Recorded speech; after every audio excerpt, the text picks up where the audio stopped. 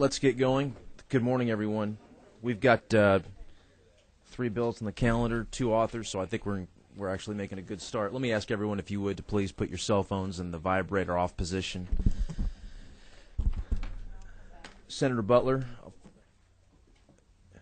good morning, and we're here to hear Senate Bill 56. You're checking your phone, aren't you?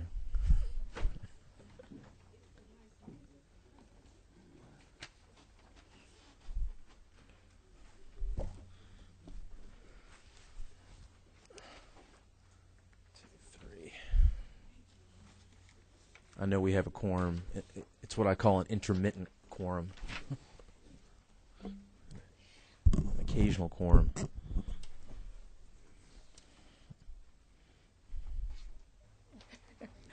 going to ask Mr. Allen to sit with me. Okay. Keep me on the straight and narrow. I need someone for that, too. We welcome you. Good morning. We've got about an hour, so I'm going to ask y'all, if you could, to abridge your comments as much as you can. Obviously, I know there are some points that need to be made, and I want to leave time for questions. Senator Cowser is here. We've got to make sure we get to that bill as well, so I appreciate your patience with that, and please continue. All right. Thank you, Mr. Chairman, Yes, members of ma'am. the committee.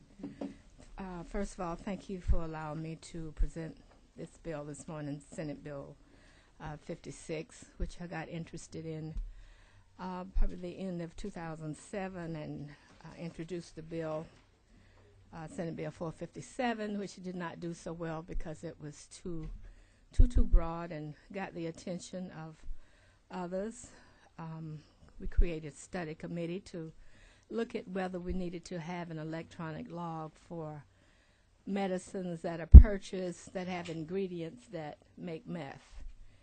And we had 3 meetings at the study committee, and it was determined that this would be a good thing for Georgia. So came up with another bill, and I worked with GBI to make sure the bill was workable, because we would into a 4-state coordination with the electronic log.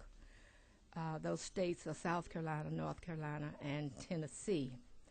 And as of now, we're able to get the software from Tennessee at no cost. There's a federal grant that has been put in place to take care of the other expense of putting the electronic log in place. And the log will be a helpful tool for law enforcement when it comes to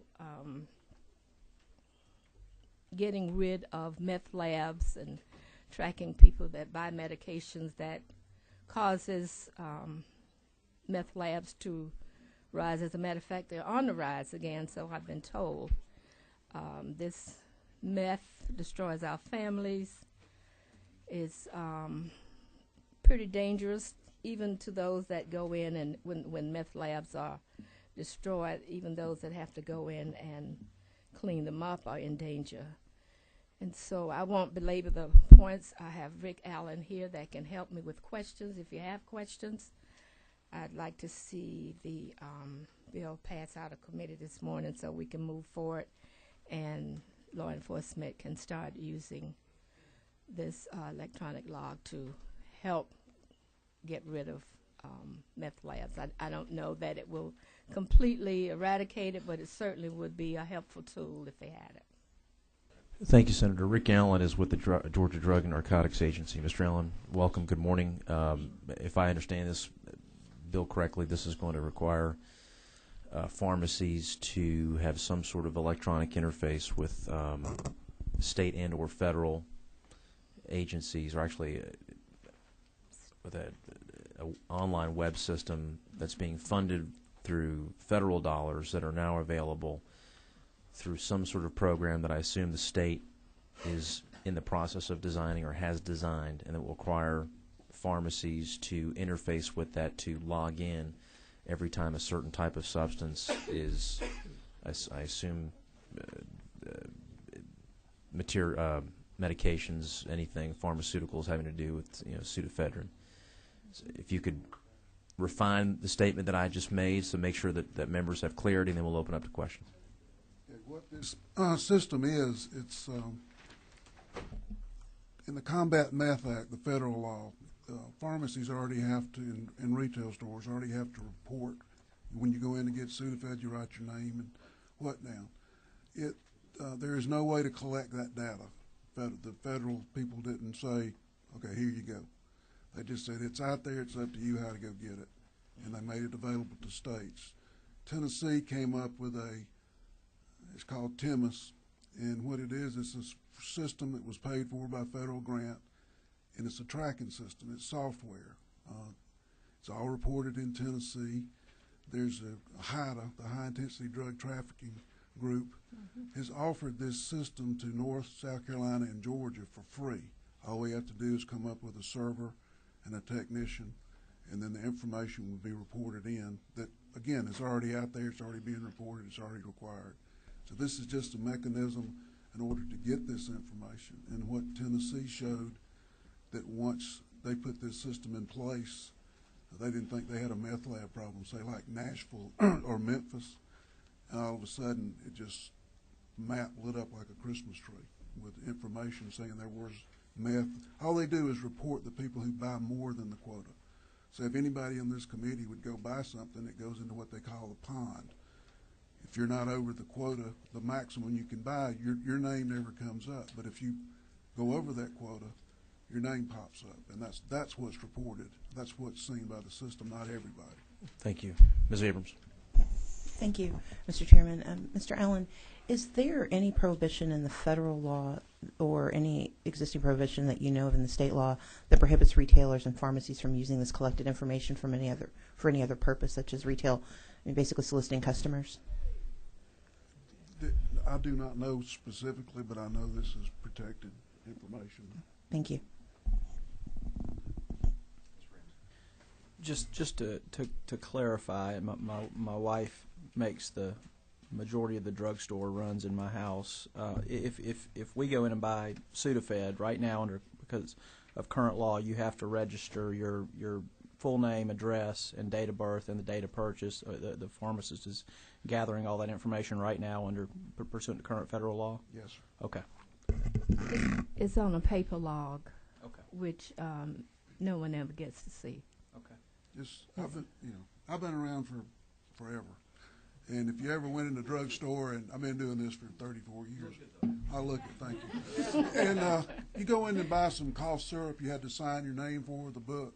Well, we were the ones that went around and checked that. Well, there was no, if it wasn't for us going around and checking it, nobody saw it. So this information is out there, but nobody's out there to get it and gather. We have no manpower. GBI has no manpower to do that kind of stuff. Ms. Bird. So I'm trying to understand. So what's happened right now, I go to the drugstore, I buy Claritin D, which has stuff for meth if I so choose. They take all my information because they take my driver's license. So if I go to another pharmacy, I do the same thing, but there's no cross-referencing? Is that what we're talking about? That's exactly right. Okay, now also, Mr. Chairman, did we not just pass a bill just in the last few weeks that does exactly this? Prescription drugs. Prescription drugs? It's it's apples and oranges. Okay. This is for the OTC, the pseudoephedrine, like Sudafed, you would buy like the Claritin D. Okay. The other one is the narcotics that you would be getting. They would be reported. All right. Thank you. Mr. Knox. I think it was last year we passed a new law that required pharmacies to keep those over-the-counter drugs behind the counter, Sudafed and that sort of thing, so that people couldn't just go buy whatever they wanted, whatever amount they wanted of them. They'd have so that they could get a record of who was buying it, and so on and so forth. Yes. And so, how does this improve on that? Because you've got a record, and that record can be given to local law enforcement who. I mean, GBI's not going to go around starting to make drug busts on every time somebody buys more Sudafed than they should, are they? No. So isn't it going to be a problem isn't this going to be an issue of local law enforcement going to the local drugstore saying, oh, I hear you got Mrs. Jones bought more than her allotment, and we need to go. I guess we should go talk to her. Is that what's happening? No, not in that sense, no, sir. Unless there's it's going to be reported. This would keep local law enforcement out of your stores. See, now they would have to go in and do it physically. Mm-hmm. But this would make it a central database. And like I said, only the people, the top tier of people who are out there going from store to store to store to store, they're the ones that are going to pop out. Well, there's a difference between being in the information database and becoming visible on the information base as far as obtaining the information. So in other words, if I go in, I buy one package. Wait a minute. Well, I understand. If I go in and I buy one package of Sudafed, the first time I do that, it's going to go on this record, this electronic database, and then it's going to hold that until I buy 10 or whatever the number is, I don't know, and then my name becomes transparent, becomes visible to whoever wants to look at it. But my name's still in that database, even for one transaction. Well, everybody is in there. Everybody's going to be in there. That's right. Everybody that has a cold and buys Sudafed is going to be in that database. Is that right? Yes, sir. Okay, so we're now going to start tracking every citizen in the state of Georgia, and they will be on a possible suspects list in the event that we have to have an investigation in some neighborhood, for instance, where there's been incidents of people buying so much Sudafed. It would only be if this person bought like 3 grams or more within a day, or 9 grams in a month, and that's a lot of Sudafed. Well, once you get the information, you can put whatever parameters you want to on it. Oh, that's federal law, though. Yeah, and you can go down and get, like I said, whoever's on that list, you can go down and get everybody that bought 1 gram in a particular neighborhood or in a particular apartment complex if you wanted to. The way it's set up, it won't report that. It won't. The system does not. It won't let you go find out what their address is? Only for people that can look at it. He's the gentleman that runs. No, sir. You can't get that information. It's not reported. You can't get the person's Not address? Not unless you go over the quota. Well, but my point is, if it's in the database, I can make a database. It doesn't have to be a very sophisticated database to be able to mine down to whatever parameters I want to extract whatever information I want to from it. It's not set up to. It's got a safeguard in it. It won't do that. What is that safeguard? It's in the programming that what they call the pond. The information goes in. Okay, we may circle back to that. Mr. Levitas. Is there a cost? I know the federal dollars pick up the database. Is there a cost either to retailers, to taxpayers as a result of anything that's going on here? Is there a fiscal note of any kind? No, this would be paid for by a federal grant. The software's already been paid for, bought and paid for. It's going to be offered free. So it's not going to cost the state, and it shouldn't cost anybody any money. Thank you. Thank you, Mr. Chairman. Mr. Everson. Thank you, Mr. Chairman. Senator Butler, thank you for this legislation. I had one question, and with a sidebar conversation over here with the learned attorney, that question was answered. But Chairman Knott raises another question for me. Line 88, 8 and 9, where you talk about the destroying the list, and the Georgia Bureau of Investigation will determine when this is appropriate. How will they reach that determination to say what's appropriate time to destroy the list? I'm not sure what it was at 5 years. I see it The moved. GBI is going to testify in just a second. It's Okay. It's just going to be. I'm sorry. Yeah. I'll hold that question. Thank you, Mr. Chairman. Mr. Ramsey. I'll wait, Mr. Chairman. Okay. Thank you very much. I see no further questions. Ms. Bird, do you have one more for this panel, or you want to wait for the GBI? I'll ask ma'am. Okay. One question on lines 82 through 84, where you talk about misconduct or suspicious transaction. Could you explain to me what sort of misconduct? If we had a all-night pharmacy, and you had a clerk in there, high school technician or clerk, that her buddies or his buddies were coming in, and they were just selling to everybody that came in the door, that would probably click out. If everybody was hitting above the quota, then that would be the suspicious activity would be if they're selling one store, it's selling too much, in a period of time, then that would warrant going in to see if you've got a technician or a clerk who's letting somebody come in and they're selling to them. It just don't care, here you go.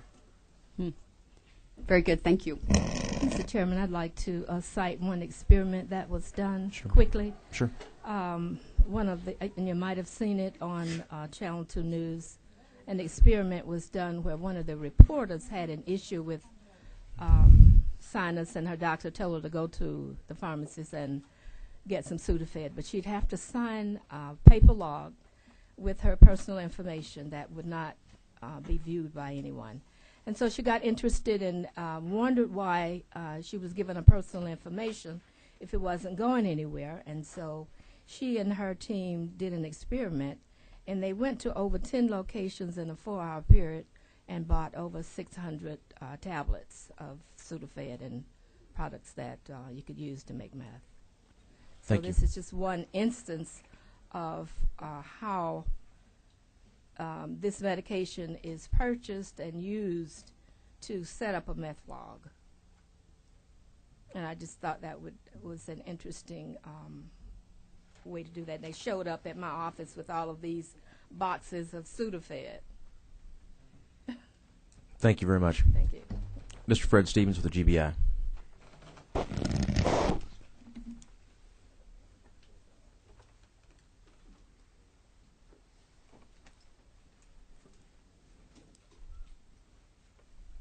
With Mr. John Bankhead of the GBI. Mr. Chairman, John Bankhead.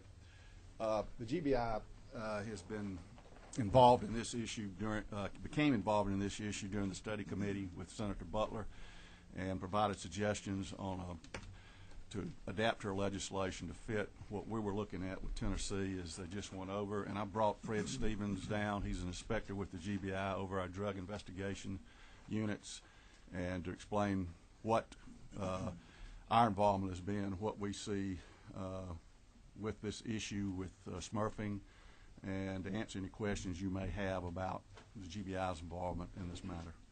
Inspector. Good morning. Good morning. One of the things that we have noticed, law enforcement throughout Georgia is starting to see an increase in our methamphetamine labs. And we had the legislation that worked very well a few years ago. Drug dealers, they know the trends, and they change as we change.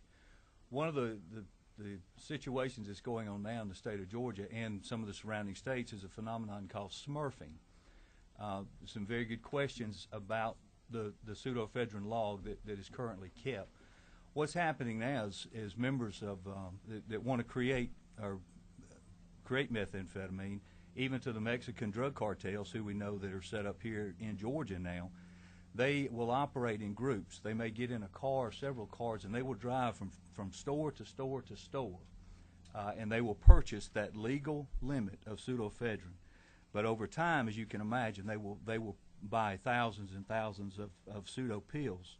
They'll put those together. They'll take them somewhere. They'll break those down, and then they'll cook their methamphetamine. If you took a street corner with 4 pharmacies, 2 pharmacies and 2 retail stores on one corner, and they all sold a pseudo product, that group could go to each one of those stores, sign that log that's currently in place, and there would be no way that law enforcement can see who is purchasing that pseudoephedrine. One of the issues just recently, there was a vehicle that was stopped in North Carolina that was coming to Atlanta. They had over 92,000 pseudo pills. I think that's correct. Over 100 pounds of pseudoephedrine pills that was still in the pill form that they were bringing to Atlanta. And what they were planning to do with that is to break that down and make methamphetamine. In Cobb County in November, you may recall that there was a super lab that was found that per cook it was capable of producing 100 pounds of methamphetamine. And those labs are running simply because the pseudoephedrine is still out there, and law enforcement doesn't really have a way to track that. Now, we'll look at the electronic log just for a moment. What would happen there is the electronic log would have law enforcement would have access to that log to see who is selling or who is purchasing pseudoephedrine above that legal limit. And as Mr. Allen said, this program is developed so that the pseudo cells will go in there. The same information that's currently being maintained now on these paper logs would go into this electronic program, and it would go into what has been described to us as the pond. And if you think of the pond as that written log, all the information, anyone who purchases currently now, if we go into the store and purchase pseudoephedrine and we sign that log, the difference between that is that if these logs are put together in this program, what it allows us to do then is to look at the individuals that are going to those different stores on those street corners that are purchasing that pseudoephedrine, and that shows us from a law enforcement perspective, it shows us trends. We can identify the smurfers that not only are operating in Georgia, but they're operating in 3- and 4-state area, and that's why we've partnered with the Atlanta HIDA to put this system there, because we think that's very important, that these smurfers are also, they're not just staying in Georgia, but they're going to different states as well. Pseudoephedrine here in Georgia, as we all know, is not just sold at the pharmacies. It's sold in retail stores and convenience stores as well. In Tennessee, I think it's pharmacy sales only up there, so their pond is a little bit smaller, if you would, than ours in searching for these violators.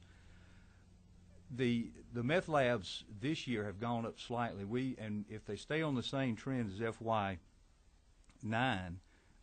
we see a continued increase in our meth labs here.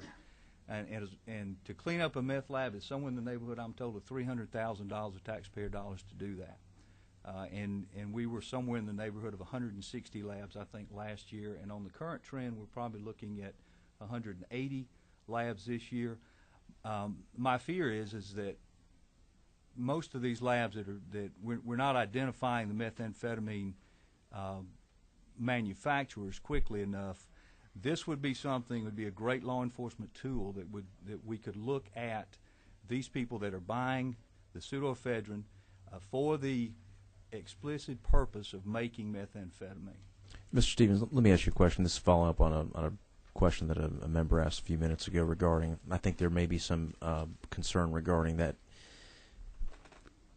consumer information on that database and the protections that may or may not exist with regard to just your run-of-the-mill transaction, your run-of-the-mill picking up of a stronger medicine that's needed, as opposed to someone who's obviously in there purchasing that material for some nefarious purpose. Yes, the fear being, of course, that ordinary citizens who have absolutely done nothing wrong and not doing anything wrong get caught up in some sort of database of potential suspects, or how are they being treated? What's the mechanism that you've got to delineate between the bad guys and the good guys as it relates to that database, I guess, is my question. It's within the program itself that the state of Tennessee is offering us, and essentially the safeguards there to secure our privacy, individual privacy, which is important to all of us. And that safeguard is the program itself.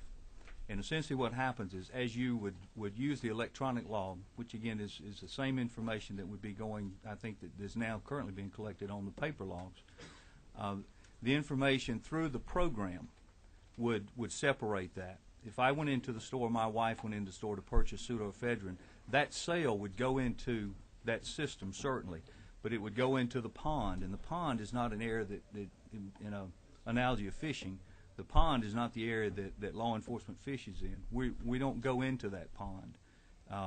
The safeguards are set, the program is set so that we don't.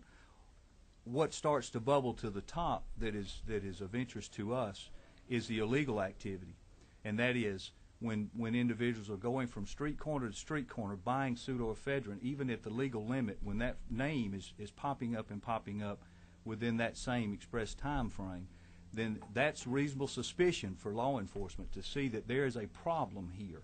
But if my wife just went in, or if you went in to purchase that pseudoephedrine because you have a cold and you're purchasing it with that legal limit, then that information stays down in the pond, and it's not something that we access. So the program itself is built, if I'm hearing you correctly, the program itself is designed in such a manner so that it's if you reach X number of occurrences, that's when it bubbles up to the surface and becomes a red flag in the programming itself? Yes, sir. When it starts showing trends in illegal activity is actually how is how it would bring the information. Oh, but you don't know if it's illegal until you've got X number of occurrences which give you reasonable suspicion to believe that X, Y, and or Z has occurred. Yes, sir. Right? That's So it's an correct. occurrence thing. Yes, sir. Okay. Ms. Abrams. Thank you, Mr. Chairman. Mr. Stevens, to my earlier question, would it be accurate to say that the information that is collected will only be accessible by the GBI, by law enforcement? It would not be accessible by the retailers and the pharmacies that are inputting the information. So once the log is created, only law enforcement can actually access the information that's been collected in the logs? Yes, ma'am. The individual retailers that are contributing to the information, they have access to their own information. Mm-hmm. But we're very careful that we don't allow one major chain to look at another major chain's sales data, because some unscrupulous marketer could use that information for, I think as you mentioned before, could go in and maybe build a store or take that information, do something different for profit. And that's not possible in this program. Thank you. Yes, ma'am. Mr. Knox. What's going to prohibit somebody? I guess what's going on is they're sending a gang in of you mentioned meth coming from Mexico, and we know that they're still providing 80% of the methamphetamine that's sold in the United States is not from local labs; it's coming from Mexico. The trend has changed some. The stats are not that high, sir, now because of the added law enforcement and the federales on the Mexican-U.S. border. We're starting to see that. That's one of the reasons that we see the smurfing is starting to pop up throughout the country, not just in Georgia, because they're starting to get the pseudoephedrine here in the United States, and they're producing methamphetamine now here in the United States more than they were, say, a couple of years ago. We say they is the same gang that was bringing it from Mexico. They just moved here and they're making it here instead of making it in Mexico and hauling it all the way up here. Those and entrepreneurs, yes, sir. And then I had two questions about this system. One is, you can go down and set whatever parameters in this program that you want to extract whatever information you want to. You could, if you've got the address and a zip code, I guess you can get everybody that's in a certain zip code. You can get everybody that's in a certain geographical area that's purchased it from a particular store or particular stores, particular chains, for instance. Correct? Well, if the information's there, if any way that it's programmed, yes, sir, I think that would be correct. The idea is, though, is that information is no different than the log now. It's just in a centralized location, and we have no intentions of going into that pond looking for that information. Okay, but my point is, whether you have the intention or not, if you have the power and the authority to do it, you can do it. What use would it be? I mean, the idea of the program is to bring forward those individuals who are smurfing, going to more than one store, buying over the limit, and that's how this program is set up, to bring attention to law enforcement. If we had the manpower, we wouldn't even want to do it. But right now, with limited manpower, what we're looking for is a more convenient way to identify those individuals who are out there buying methamphetamine over the legal limit for the purpose of manufacturing methamphetamine. All right, let me try. Maybe I can explain a little better then. And I'm not fussing at y'all. I mean, this is our job, not yours. This is our job to decide who's going to have the authority, have the police authority of the state. So my point is, if y'all decide to, you could go in and say, we're only going to look at certain stores, for instance. We're going to look at certain retail outlets, because it looks like there's a lot of activity at retail outlets. Somebody's told us that they've given up on pharmacies, and they're bringing in 10 or 15 people, and they're going around to a neighborhood. They let them all out. They all go to the store and get some, and come back, get back in the car, and we go on to the next stop. My point is, you could search only those stores in order to say, look, there's a lot of activity there. This is where we need to go to find out what's happening. Correct? Okay. And if you do that, you'll pick up. You could set a parameter that picks up everybody that's gone in the store and bought that particular merchandise, that Sudafed or whatever it is that you're looking for at that particular time. Correct? if it is a program, so anything would be possible. I guess that is based on the integrity and the character of the individuals, which in public safety, that's not what we would do. If we, sir. But you don't know that from this list. You just have somebody's name and an address. You don't know whether they have any integrity or character of any kind. Correct? My point was that it would be our integrity and character, because as sworn law enforcement, we're sworn to uphold the law. So just like any criminal history information or any personal data that law enforcement currently collects, it's under federal protections. There's certain information that we don't disseminate. I think we're talking about two different things, though. You're saying what you wouldn't do. I'm saying what you can. What can you do?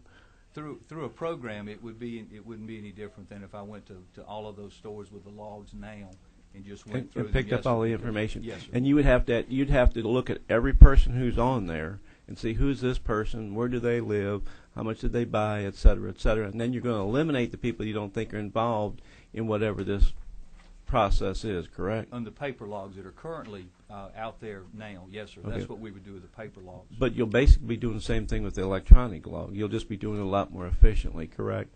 We would be doing it that way, but also we would have the programs, the filters set so that even if we were to look at a chain, that it would also be that chain of individuals who, and then the parameters would be set that who's either buying the illegal limits or whose name is popping up with a certain frequency. Not just every individual name would not be our intent. Well, but why wouldn't you use Chairman Knox? I've got a lot of other questions. I think we'll come around again if you don't mind, but I've got to let other members have a chance, please. Mrs. Cooper. Thank you, Mr. Chairman.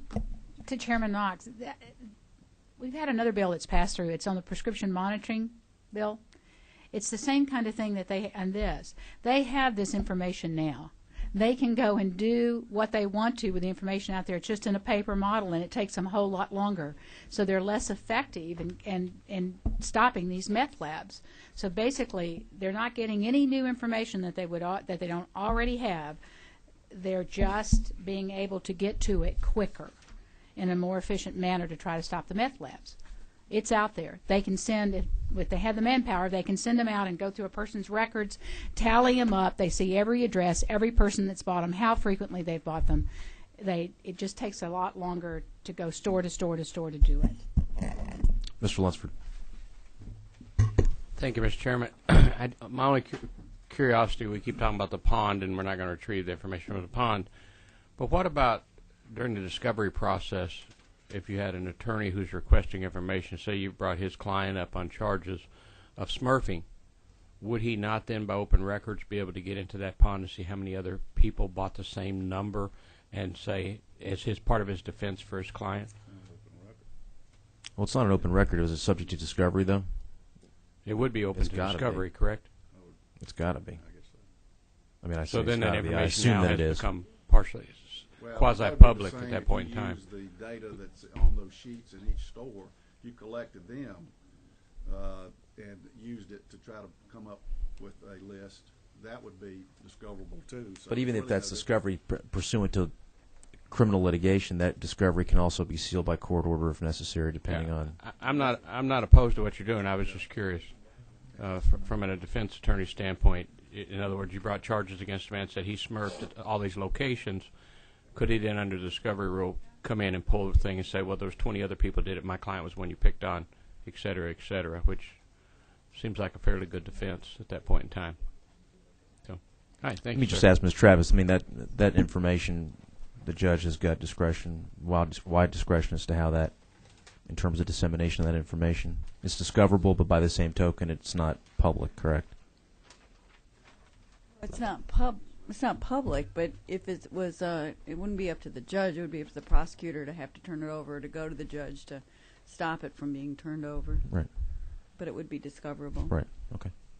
Mr. Levitas. I want to.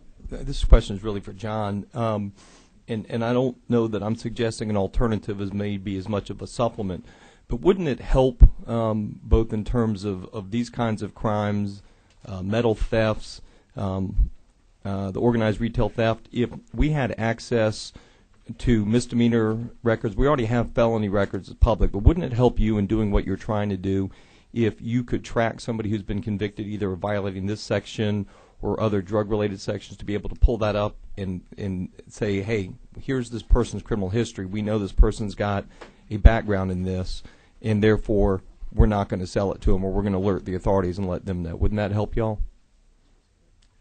It might. Okay. That's something I have to think about. Yeah. Came out of left field. Well, and what I'm really looking at is having that kind of information public. We've got tax records, mayor's records. Information should be public. Okay. We've supported that from years ago. Okay. It's much simpler for GCIC to have all those records made public rather than just a limited, like felony conviction. So Great. we would support any effort to make public all arrest records, obviously. Terrific. Thank you, Mr. Chairman. Mr. Knox. Another observation I like to make is for every 1 pound of meth that's produced, you have 5 to 7 pounds of toxic waste that has to be disposed of, and typically the people that are making that meth are not concerned with how they dispose of that toxic waste. So it's a public safety issue. It's a public health issue as well with respect to meth labs. Thank you. Mr. Knox, did you have a follow-up? I still am trying to get back to this issue. Well, I mean, no matter what we do, we seem to get more drug use, not less. No matter what powers we've given law enforcement, we seem to get more drug use, not less. I mean, it hasn't. Do you see any real progress on eliminating the drug problem? And I'll tell. Huh? Yeah. You do? Okay. With respect to the most of the people in the country don't think so. Well, in Georgia, it's been the case with respect to the laws y'all passed on addressing the meth lab issue with anhydrous ammonia and all that. The issue has come with the respect, as Inspector Stevens indicated, with the enforcement effort that has been increased on the Mexican border to stop the imported methamphetamine. And now, because of that, we're going to see, and we're seeing now an increase in domestic Georgia homegrown meth using Sudafed. If I wanted to produce it, why wouldn't I just get 15 people to go into the store and buy, each one of them buy something below the legal limit and walk back out again?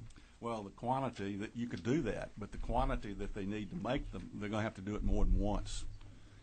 And so you'd probably have to have 100 people to do it, and well, you could have 25 people do it 4 times, couldn't you? Yeah, that'd be illegal. Okay, but they're going to do it. They're going to do it at different. This program would bounce up to us. That would be raising from the bottom of the pond up to the top of the pond. The fish would be hitting the surface, and that's what they would. So if you got the 25 people and they use a different name at every store they go to, you're going to be able to find them with this system? No. All right. The but you're going to know that there's an awful lot of activity in that particular store, aren't you? Yes. Okay. So here's my point then. What's going to make it? What's going to make the difference? You're going to see a lot of activity, and you're going to have to look into it, and you're going to find out we got all these different people going into buying that. One of whom happens to be,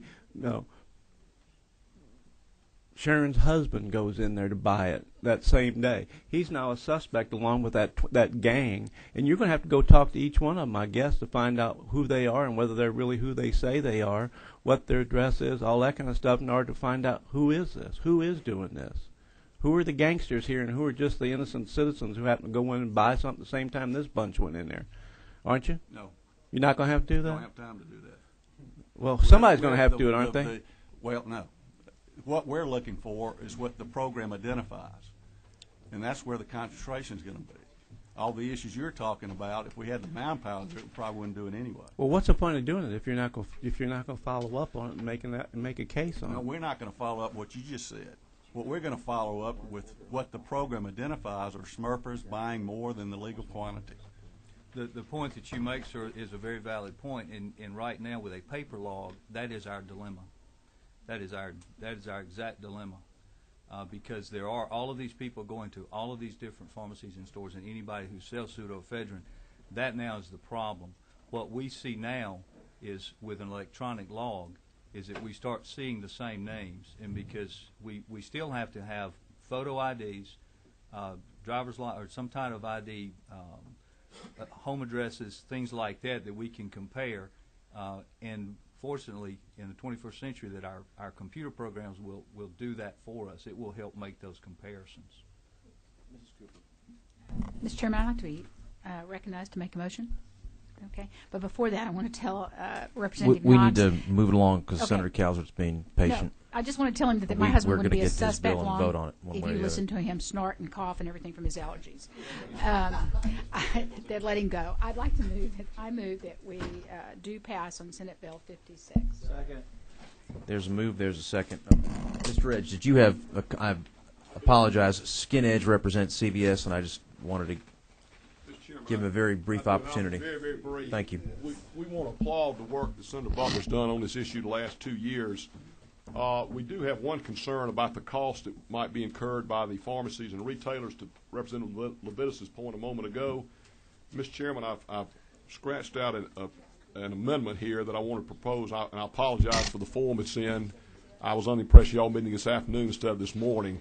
But basically it would say, and I'll give you a copy, but I'll read it, provided, however, this would be on page 2, line 49. Afterwards it says the Georgia Bureau of Investigation. We would add language, provided, however, any system developed by the state must be required to accept the data required to be provided under this code section from pharmacies or retailers in the form being utilized by said pharmacies or retailers, and said pharmacies and retailers shall not be required to incur any additional cost to change their reporting systems to provide said data. In other words, if they've got one system, we're not going to require the retailers and the pharmacies to spend thousands of dollars to change their computer program and so forth to make the reports. And I had discussed this with Senator Butler and with GBI. We consider this to be a friendly amendment to the bill, and we feel like it will support what we're trying to do, and we certainly want to support her efforts and the efforts of the GBI. Let me ask the author: the author object to the amendment at all? No. Okay. The amendment that I have proposed is provided, however, this is on page 2, line 49, after the word investigation. Provided, however, any system, and I'll give a copy of this to Jill, any system developed by the state must be required to accept the data required to be provided under this code section from pharmacies or retailers in the form being utilized by said pharmacies or retailers, and said pharmacies and retailers shall not be required to incur any additional cost to change their reporting system to provide said data. I think a lawyer definitely wrote that.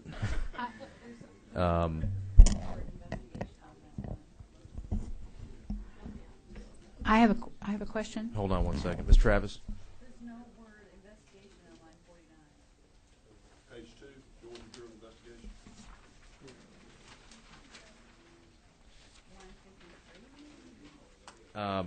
I think you might have been, yeah. I'm working off the wrong. It's line 53. I'm sorry. I had the old copy. It's line 53. That may or may not be artfully worded, but I think we could go ahead and give discretion to Ms. Travis to go ahead and word it as, in case there's any cleanup that needs to be done, although this is a good attempt. It may just need to be refined. Is there any objection to the amendment? Yeah, I Okay. have a question. Fire away. Okay, does this mean that they could give the Bureau their paper logs to be inputted? Or are you talking about electronic means? And if it does, it needs to be amended to say electronic. I'm referring to electronic. Could we amend it to where it says electronic means, please? Certainly. We would not object to that. Okay, thank you. Mr. Chairman, can you make that addition to? Sure. I'll make that addition onto the amendment. We'll consider that an amendment to the amendment, just to clarify that the amendment will go ahead and provide no additional cost. They must be able to accept that data in electronic form as presented to them by the pharmacies or retailers. Any objection to the amendment? Sure. Provided, however, any system developed by the state must be required to accept the data electronically required to be provided under this code section from pharmacies or retailers in the electronic form being used by said pharmacies or retailers, and said pharmacies and retailers shall not be required to incur any additional cost to change their electronic reporting system, to provide said electronic data. So we're just using electronic as a modifier throughout, just to make sure that's clear. Any objection to that amendment to the amendment? Seeing none. On the overall, that was the amendment to add electronic as a modifier throughout, just to make sure that was clear. That having been adopted, is there any objection to the amendment? Understanding that Ms. Travis will go ahead and clean it up stylistically, but going on a 10. Is there any objection? Without objection, it is adopted. There's a move, there's a second. Do pass SB 56 by substitute as amended. SB 56/CSFA/2. Well, that's not true. I apologize. That's the identifier of the bills that came over. This will just be by substitute and as amended. By substitute as amended. Any further discussion? Sure. Mr. Chairman, everybody has a copy of my amendment, which would be inserting after Section 2, creating a new Section 3. I believe it's 4 and 5, if I'm not mistaken. This follows up on the line of questioning I had with the Georgia Bureau of Investigation and John's response specifically to how helpful this might be to them. What this does simply is just make, as we already have felony records or public information in Georgia, it just makes misdemeanor records public, and that way, and it goes to Representative Knox's concern as well, that instead of worrying about tracking Representative Bearden when he has a cold, this would really we'd be able to get the folks who have violated this and other code sections and have an easy way to track who the real bad apples are, rather than having to focus and having the GBI and other people have to worry too much about those records. This would either look at it as an alternative or as a supplement that would make it easier to track. And you heard John say the GBI has been behind something like this for a long time, and it fits very well with the code section that we're going over right now. So I would ask the committee adopt this amendment. Yeah, let me ask: has the author been given any warning about this amendment, which would pretty much triple the size of her bill? Okay, I wasn't either, and I didn't know this bill would be up here today. If I'd known how well it fit, I certainly would have. Well, it's the type of thing that, candidly, I mean, this is a conversation that we could have, that we may have, and we may not have it now, but I can tell you that it's the type of thing that could very easily endanger the bill going into day 39. Well, in that case, Mr. Chairman, I certainly don't want to endanger it. I'll just ask that this be one of the issues that we talk about over the summer. I certainly don't want to do anything. That. All right, so I would withdraw my amendment, Mr. Chairman. Very well. Are there any further amendments? Seeing none, there's a motion. There's a second of due pass by substitute as amended SB 56. All in favor signify by raising your hand. Opposed? The motion is adopted. Thank you, Senator. Senator Calzert. I think this will be a little more straightforward. Thank you, Mr. Chairman. Appreciate you having me here this morning. I'm here to present Senate Bill 180. I'll get straight to the point on it. It's pretty concise. The heart of this bill is found in Section 2, which begins on page 2 at line 37. What we have discovered over the years is that on a multiple DUI offender, somebody with a second or third offense, they are limited in their ability to be rehabilitated or treated for their problem because of the fact they're not entitled to a limited driving permit. Current law dictates that on a second DUI, you will have your license suspended, a hard suspension for 12 months, no prospects of a limited driving permit. After the 12 months, you can get an interlock ignition device where you have to breathe into it, prove you hadn't been drinking before you can get your license reinstated. Keep that on for a period of 6 months before you can get your license reinstated. One of the most effective things we found for treating drinking drivers are DUI drug court programs and multi-offender programs sponsored by DHR. Those are required, one of those two, on a second offense now. What we're seeing is that people are unable to participate in those programs because they can't get to them. They can't have transportation to go do their drug testing, to do their counseling, to attend probation sessions, and that intensive probation that's part of a DUI court program. This opens that up to allow a multiple DUI offender to get a limited driving permit under very specific circumstances. First of all, they must have a 120-day hard suspension. So they would never be entitled to even a limited driving permit until after 4 months. Secondly, it would be in the discretion of the trial judge. It would not be any kind of automatic right, only if the sentencing judge that sentenced them to the DUI believes that it's appropriate under the circumstances. And this is found down at line 55. Secondly, they must have an interlock ignition device put on their car before they get that limited driving permit. So again, that car would not crank without them blowing into it, proving that they did not have alcohol in their system. And finally, they must, and this is up at the top of page 3, they must be participating in a DHR-approved multiple offender program or a DUI court. And they have to continue in that program for 120 days after getting the limited driving permit. So it is very finite rights to a limited driving permit for the purpose of rehabilitating these drivers so they do not become repeat offenders. There is another section, Section 1, to extend this to under 21 drivers as well. What we're seeing is the people that are most subject to rehabilitation, to solving the problem, the drinking problem, is these young drivers. Before it becomes out of control, ingrained, they become full-fledged alcoholics. And the current law does not allow an under 21 driver to get a limited driving permit, so this would permit that. And we think it's good law. It is supported by the State Council of State Court Judges and the Superior Court Judges and Mothers Against Drunk Drivers. It's in compliance with federal law. It's actually more restrictive than federal law, which allows this type of limited driving permit after a 45-day period, and this is 120 days. I'm happy to take any questions. Judge Kent Lawrence from Athens is here to testify. He is a nationally renowned expert in these DUI drug courts, and but I'll answer any questions, Mr. Chairman. Senator, I understand where you're going. I think initially, if I understand correctly, I know internally there was a little bit of some discomfort, and I think on the part of the administration as well. I had a conference in the second floor with that administration, and because, really politically, this sounds like you're lightening the punishments on DUI drivers, and it is, as far as the licensing requirements, it is. And the governor asked to speak with me about this. I have had conversations with him. He has no opposition to this bill after hearing that explanation. This came through Senate Public Safety Committee, and of course you can imagine the initial response was, what are you doing, Counselor, trying to lighten up DUI laws? It passed unanimously once testimony was heard there, and only 3 dissenting votes in the Senate. Just to make sure we're clear, this is one of those narrow situations where they've got to be, it's in the discretion of the judge, they've got to be in a DUI program or in one of the DHR multiple offender programs. Correct.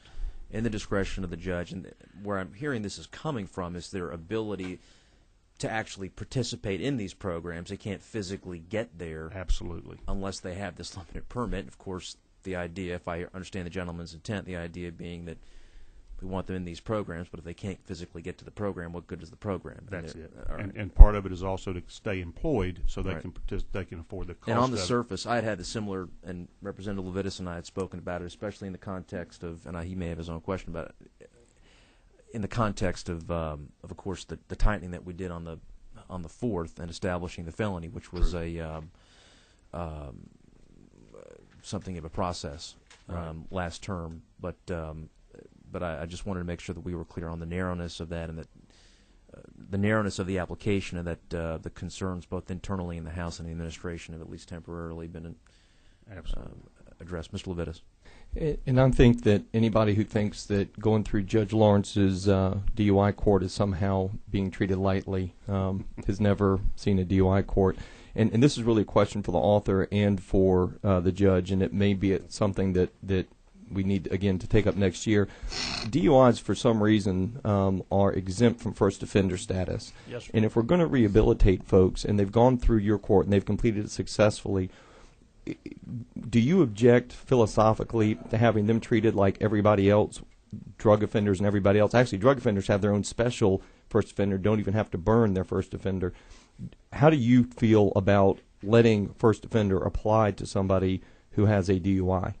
Well, as a member of the National Association of Drug Court Professionals Board of Directors, we oppose first offender treatment for a first DUI. That is the national policy. I think that is also consistent with I don't know of any states hardly left in the country that provide first offender treatment for DUI offenders. Simply because of, and MAD opposes it vehemently. They will resist that, and because, as you know, many times the first offender it's just their first time being caught, right? Well, do you think we should remove the first offender treatment for drug offenses as well? I mean, just to be consistent, because what we're talking about is substance abuse either way. I I'm not speaking for NADCP or the Council of State Court judges, but Right, I'm asking you as a state court judge. as an individual, no, I would be opposed to it simply because I think that statistics show that on a person's first conviction, that they have been driving impaired somewhere between 50 and 250 other times before being detected. Right. No, I'm asking. We provide that for drugs. Should we remove that treatment for first offender drug offenders since we've removed it for DUIs? You mean, a first offense for possession of marijuana or cocaine or anything in the system? Right. There is no first offender for that. For driving impaired. No, I'm not talking about driving impaired. I'm just talking about for Just the offense for itself. simple Yeah. possession? Mm-hmm. No, because I would assume don't the have a same problem- thing. I don't have a problem with that. I think it's entirely different. Okay. I think possession offense of a controlled substance is much different than consuming alcohol or other drugs and then driving while impaired, because you're posing a much greater risk to the public and to the offender himself or herself. Ms. Medfield. Thank you. Thank you. Just a quick question. I support what you're trying to do here. I was around when we originally passed the legislation to allow the ignition interlock devices, and I remember there was all sorts of bureaucratic trouble or blockage with getting the program underway. And I'm just wondering, is there any problems with mandating the ignition interlock device with some counties maybe not having access to the necessary equipment? That's a great question, and the answer to that is yes. Circuit City has, as you know, recently went out of business, and they were one of the biggest interlock providers statewide in Georgia. So, but I feel certain that there will be other providers that will be setting up shop, because it's just like the field of dreams, I guess. If you have the need for it, they're going to come and provide the product. But it has been a problem, particularly recently when Circuit City, I think they had like 12 or 15 providers, Deborah, is that right? And they all closed their stores. And so at the moment, but what you also need to understand is, even though we had the providers in place, the installation of these devices has been dismal at best. I would say somewhere around 20 to 25% in the state of Georgia in terms of the installation of these devices, even after they've been ordered by courts to do so. Part of the reason is the expense on that. I can verify. It's expensive to do it. And that's no different than the national statistics. I think you'll find most states it's anywhere between about 15 to 35%, about as high as any state I know that it's having success with installation of these devices. 25 to what percent? I'd say 15 to 35%. And New Mexico and 4 or 5 other western states have recently gone to interlock for first offenders, and is mandated for all first offenders in those states, and what their statistics are showing in terms of installation and operation rates, I don't know. Mr. Evers. Wait. Mr. Ramsey. At the appropriate time, I'd like to be recognized for a motion, Mr. Chairman. Are there any further questions from members of the committee? Ms. Nesbitt, do you want to be recognized, or do you want to let it roll? There you go. Seasoned veteran. Mr. Ramsey. I move due pass SB 180, that's LC 293817S. Mr. Ramsey moves due pass substitute by substitute SB 180 LC 293817S. There's a second by Mr. Lunsford. Any amendments? Seeing none, any further discussion on the gentleman's motion? All those in favor, please signify by raising your hand. Opposed? And the motion is adopted, and it'll be reported as such. Thank you, Senator, for your patience. Representative Buddy Carter has agreed to carry it. Thank you. Else, Representative Ramsey, if you would want to, either of those two would be satisfactory to me. Well, Buddy's got it. I'll talk to Buddy. Okay. Put Buddy down, but I'll see make sure he's good. We'll do it. Members of the committee, I anticipate that we will meet tomorrow morning, not at 8:45, probably around 9:30. There's a bill that's been on the agenda both Friday and today, Senator Staten's bill, that also has an agreed-to amendment by, well, I've got it at 9:50 right now, so I don't know that we can, I just don't think we can get through with it in 5 minutes. It's not. And we'll go ahead and, we will go ahead and meet tomorrow morning, be 9:30, a little bit later. We're in recess tomorrow. Chairman Golick, I'd just like to thank the Yes, committee. I perceive this will place a greater responsibility on judges, because they now, once they issue that certificate of eligibility, they're now going to have to supervise it, because they're going to have to be responsible if, in fact, the person is not complying with it. Thank you for coming down here, Judge. We appreciate it. We're adjourned.